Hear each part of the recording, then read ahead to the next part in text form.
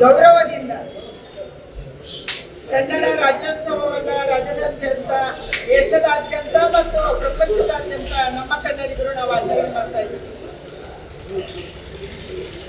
ನಮ್ಮ ಹೆಮ್ಮೆಯ ಕನ್ನಡಿಗರು ದೇಶದ ಮತ್ತು ಪ್ರಪಂಚದ ಹಲವು ಭಾಗದಲ್ಲಿ ಬೇರೆ ಬೇರೆ ಕಾರಣಕ್ಕೆ ಹೋಗಿ ಸೆಟ್ಲ್ ಆಗಿದ್ದಾರೆ. ಅವರೆಲ್ಲರೂ ಕೂಡ ಕನ್ನಡದ ಧ್ವಜವನ್ನ ಇವತ್ತು ಹಾರಿಸ್ತಾ ಇದ್ದಾರೆ. ಕನ್ನಡದ ಈ ಬಾವುಟವೇ ಶುಭದ ಸಂಕೇತ, ಮಂಗಳದ ಸಂಕೇತ.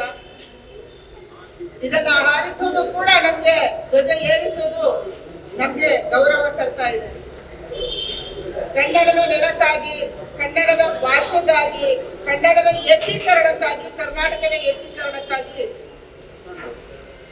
ಯಾವ ಚೇತನಗಳು ಹಿಂದೆ ಹೋರಾಟವನ್ನ ಮಾಡಿದ್ರು ಅವರೆಲ್ಲರಿಗೂ ಕೂಡ ನಾನು ನಮನವನ್ನ ಸಲ್ಲಿಸ್ತಾ ಇದ್ದೀನಿ.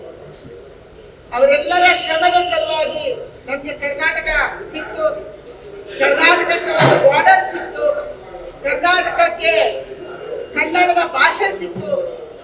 ಈ ಭಾಷೆಯನ್ನ ಉಳಿಸುವುದು ಮತ್ತು ಬೆಳೆಸುವುದು ನಮ್ಮೆಲ್ಲರ ಕರ್ತವ್ಯ.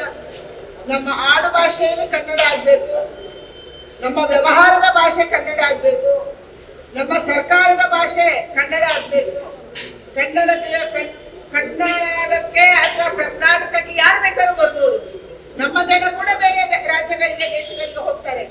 ಆದ್ರೆ ಅವರು ಬಂದು ಇಲ್ಲಿ ನೆಲೆಸಿದಾಗ ಕನ್ನಡಕ್ಕೆ ಗೌರವ ಕೊಡುವುದು, ಕರ್ನಾಟಕಕ್ಕೆ ಗೌರವ ಕೊಡುವುದು, ಕನ್ನಡಿಗರಿಗೆ ಗೌರವ ಕೊಡುವುದನ್ನು ಕೂಡ ಅವರಿಗೆ ನಾವು ಹೇಳಿಕೊಡ್ಬೇಕು ಮತ್ತು ಅವರನ್ನು ಗೌರವದಿಂದ ಕಾಣಬೇಕು ಅನ್ನುವಂತ ಪ್ರಾರ್ಥನೆಯನ್ನು ನಾನು ಮಾಡ್ತಾ ಇದ್ದೀನಿ. ಕನ್ನಡ ಉಳಿಲಿ, ಕನ್ನಡ ಬೆಳೆಯಲಿ, ಕನ್ನಡಿಗರಿಗೆ ಶುಭವಾಗಲಿ ಮತ್ತು ಕನ್ನಡ ಸಾಹಿತ್ಯ, ಕನ್ನಡದ ಚಲನಚಿತ್ರ, ಕನ್ನಡ ಭಾಷೆ, ಕನ್ನಡದ ಹಾಡುಗಳು ಇದು ನಮ್ಮೆಲ್ಲರಿಗೂ ಕೂಡ ಪ್ರೇರಣೆಯನ್ನು ಕೊಡಲಿ ಅನ್ನುವಂಥ ಪ್ರಾರ್ಥನೆಯನ್ನು ನಾನು ಮಾಡ್ತಾ ಇದ್ದೀನಿ. ಅತ್ಯಂತ ಖುಷಿಯಿಂದ, ಅತ್ಯಂತ ಶ್ರದ್ಧೆಯಿಂದ, ಗೌರವದಿಂದ ಇವತ್ತು ಕನ್ನಡದ ಧ್ವಜವನ್ನ ನಾವು ಏರಿಸಿದ್ದೀವಿ. ಎಲ್ಲರಿಗೂ ಶುಭವಾಗಲಿ.